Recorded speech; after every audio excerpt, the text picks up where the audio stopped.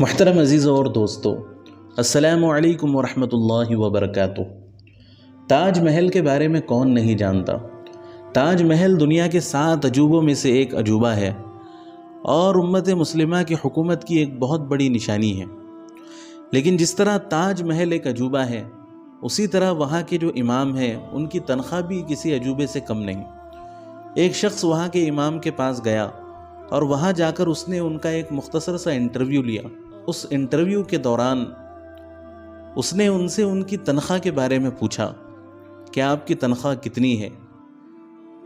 तो यकीनन आपको उनकी तनख्वाह जानकर हैरत होंगी। आप खुद उस इंटरव्यू को देख लीजिए। दोस्तों, मैं आज आपके सामने एक ऐसी शख्सियत से आपसे मिलवाने वाला हूं कि जहां पर आज के इस भागा दौड़ी के दौर में आदमी 1 लाख रुपए महीना कमा रहा है, लेकिन फिर भी उसके घर का खर्च पूरा नहीं हो पा रहा है।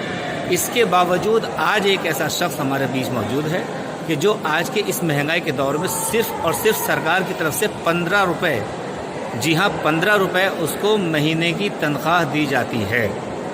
और ये शख्स है आगरा की ताजमहल के अंदर जो मस्जिद है उनके पेश इमाम।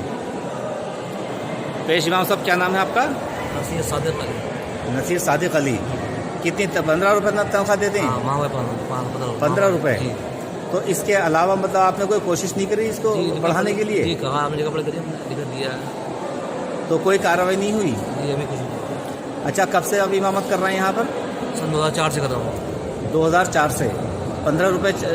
2004 में ही 15 ही रुपये थे? जी, इससे पहले मेरे वालिद थे, हमारा सही साहब खली, उनको मिलते 15 रुपये मिलते थे। अच्छा, आपके वालिद साहब भी इस मस्जिद में इमाम थे? जी। उनको भी 15 रुपये मिलते थे? जी जी। अच्छा अच्छा अच्छा।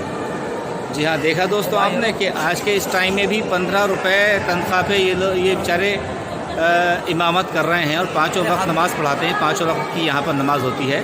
मेरा आप लोगों से बहुत गुजारिश करता हूँ कि इस वीडियो को ज़्यादा से ज़्यादा शेयर करें, जिससे कि इनकी इस परेशानी को से निजात मिल सके और इनकी तनख्वाह बढ़ाई जा सके और सरकार के कान पर जूं रेंग सके। धन्यवाद। आखिर में आपसे गुजारिश है कि इस वीडियो को ज़्यादा से ज़्यादा शेयर करें और इसी तरह के वीडियोज़ देखने के लिए हमारे चैनल को सब्सक्राइब करें।